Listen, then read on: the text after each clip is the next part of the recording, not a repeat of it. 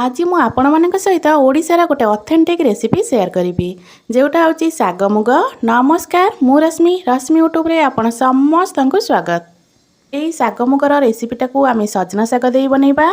आशा करुँची आपण मानक आज रेसिपीटी निश्चय भल लगे।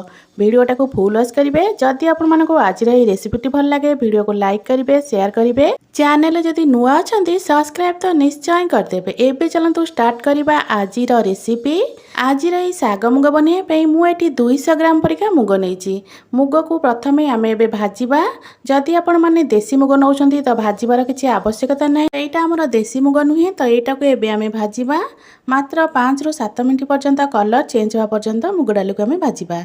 एटी मु गोटे गैस रे कड़ाई बसई देछि। कड़ाई आमर भल भाव में गरम हो सारा पर से आम मुग डाली को देदेबा।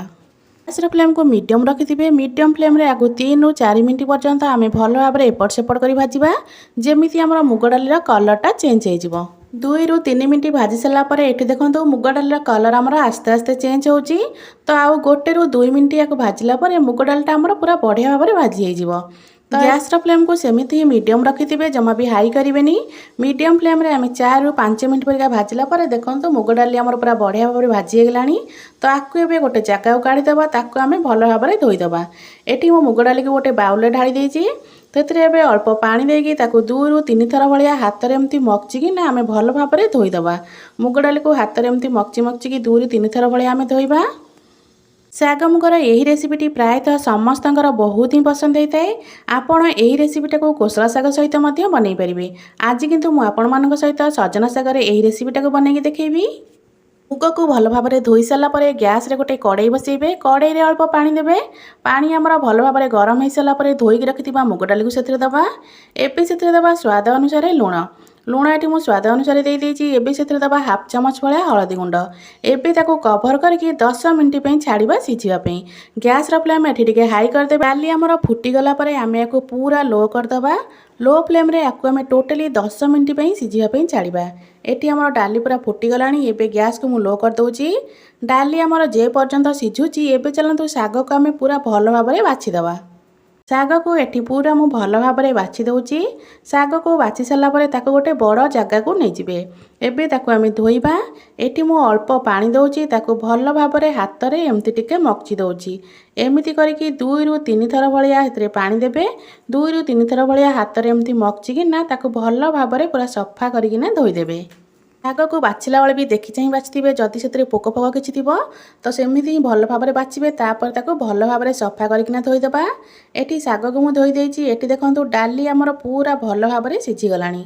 डाली पूरा भल भाव में सिझी जाइछि किंतु गोटा गोटा अच्छी। आपण मैंने जेतले साग मुग बनाउथिबे एमिति ही डाली की सिझेइबे। डाली को एटी गोटे अलग जगह को काढ़ीदेबा। एबे चलंतु रसुण और कंचा लंका अल्प आम छेचिबा, जोटा कि आम छुंक दबा। एटी गोटे जगह रसुण नहीं अल्प 3टा नहीं कंचा लंका। आपड़ जी राग खाऊे से हिसाब से लंका नेबे। तो ये भल भाव में आम छेचिदेबा। पूरा चिकण कर छेचिबेनी, एमती दरदर खंड करकिना छेचिबे।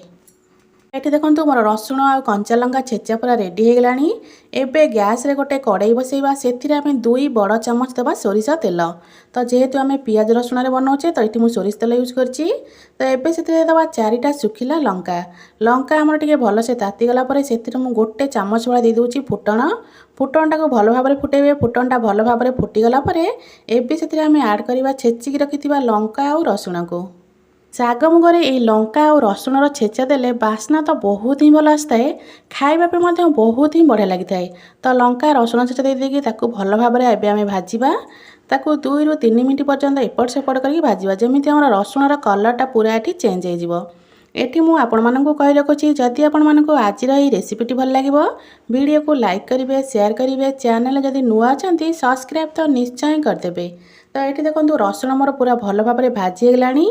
सिझेक रखिथिबा डाली को एठी आमे देदेबा। एटी मु डाली सीझा को दे देछि। एबे आमे सेथिरे दबा बाछिकी रखिथिबा साग को। गैस रो फ्लेम हाई रखिथिबे, लो करिवेनी। एटी मु साग सब जाक दे दोछि। साग को दे साला परे ताको टिके भल भाव में गोळेई देबे। तळ ऊपर करी गोळेई देबे जेमिति डाली सहित साग हमर भल भाव में मिसी जिवो। एबे गैस रो फ्लेम हमर हाई अछि। एमिति हाई फ्लेम रे आको घोड़ेई देबा। 2 ରୁ 3 मिनट पर्यंत आको हाई फ्लेम रे टिके सिझिया पई छाड़िबा। ଶାଗ ଆଉ ମୁଗକୁ ମୁଁ ଏଠି ଭଲ ଭାବରେ ଗୋଳେଇ ଦେଇଛି। ଏବେ ଆକୁ ଆମେ କଭର କରିଦେବା। କଭର କରିକି 2ରୁ 3 ମିନିଟ୍ ପାଇଁ ସିଝିବା ପାଇଁ ଛାଡ଼ିବା। 2ରୁ 3 ମିନିଟ୍ ପରେ କଭର କାଢ଼ିବା। ଏବେ ଦେଖନ୍ତୁ ଶାଗ ଆମର ପୁରା ଭଲ ଭାବରେ ଫୁଟିଗଲାଣି। ଏବେ କଭର କାଢ଼ି ସାରିଲା ପରେ ଆଉ 2-3 ମିନିଟ୍ ଏମିତି ହିଁ ଆକୁ ଫୁଟିବା ପାଇଁ ଛାଡ଼ିଦେବା। ଆଗରୁ ତ ଆମର ମୁଗ ପୁରା ଭଲ ଭାବରେ ସିଝି ଯାଇଥିଲା। ଶାଗ ସିଝିବାର ଏଠି ଟୋଟାଲି ମୋର 6 ମିନିଟ୍ ପାଖାପାଖି ହେଇଗଲାଣି। ତ ଶାଗ ବି ଏଠି ଆମର ପୁରା ବଢ଼ିଆ ଭାବରେ ସିଝିଗଲା। ମୁଗକୁ ଆମେ ସିଝେଇଲା ବେଳେ ମୁଗ ଆମର ପୁରା ଗୋଟା ଗୋଟା ହେଇଥିଲା। ତ ଏବେ ଯେଉଁ ଶାଗ ଆମର ମୁଗ ସହିତ ସିଝିଲା ତ ମୁଗ ଆମର ବେଶୀ ବି ସିଝିନି। ଯଦି ଆପଣମାନେ ମୁଗକୁ ବହୁତ ଅଧିକ ସିଝେଇ ଦେଇଥିବେ ତ ଏମିତି ଶାଗ ସହିତ ସିଝିଲା ବେଳେ ମୁଗ ଆମର ପୁରା ପାଣି ପରିକା ହେଇଯିବ। ତ ଦେଖନ୍ତୁ ମୁଗ ଏଠି ମୋର ପୁରା ଗୋଟା ଗୋଟା ହେଇକି ଅଛି। ତ ଏବେ ସେଥିରେ ମୁଁ ଦେଇଦେଉଛି ଅଳ୍ପ ନଡ଼ିଆ କୋରା। ଉପରେ ଅଳ୍ପ ନଡ଼ିଆ କୋରା ଦେଇଦେବା। ଯଦି ଆପଣମାନଙ୍କୁ ରାଗ ଅଧିକ ପସନ୍ଦ ତ ଆପଣମାନେ ଏଠି ଅଳ୍ପ ଜିରା ଲଙ୍କା ଗୁଣ୍ଡ ଦେଇପାରିବେ। ଯେହେତୁ ମୁଁ ଲଙ୍କା ରସୁଣକୁ ଛେଚିକି ଦେଇଥିଲି ତ ସେଥିପାଇଁ ମୁଁ ଏଠି ଜିରା ଲଙ୍କା ଗୁଣ୍ଡ ଦେଉନି। ଆପଣମାନେ ଯଦି ଅଧିକ ରାଗ ଖାଉଥିବେ ତ ଏଠି ଅଳ୍ପ ଜିରା ଲଙ୍କା ଗୁଣ୍ଡ ମଧ୍ୟ ୟୁଜ୍ କରିପାରିବେ। ଏବେ ନଡ଼ିଆ କୋରା ଦେଇସାରିଲା ପରେ ତାକୁ ଭଲ ଭାବରେ ଏଠି ଟିକେ ଗୋଳେଇ ଦେବା। ଗୋଳେଇ ସାରିଲା ପରେ ଆକୁ 2ରୁ 3 ମିନିଟ୍ ପାଇଁ ଏବେ ଏମିତି କଭର କରିକିନା ଛାଡ଼ିଦେବା। ଗ୍ୟାସ୍କୁ ପୁରା ଅଫ୍ କରିଦେବେ। ଆକୁ ଖାଲି କଭର କରିକିନା ଏବେ ଆମେ ଆକୁ ଛାଡ଼ିଦେବା। 3ରୁ 4 ମିନିଟ୍ ପରେ ଏବେ ଦେଖନ୍ତୁ ପ୍ରସ୍ତୁତ ହୋଇଗଲା ଆମର ସଜନା ଶାଗ ମୁଗର ସ୍ୱାଦିଷ୍ଟ ରେସିପି। ଆଶା କରୁଛି ଆପଣମାନଙ୍କୁ ଆଜିର ଏହି ରେସିପିଟି ବେଶ୍ ପସନ୍ଦ ଆସିଥିବ।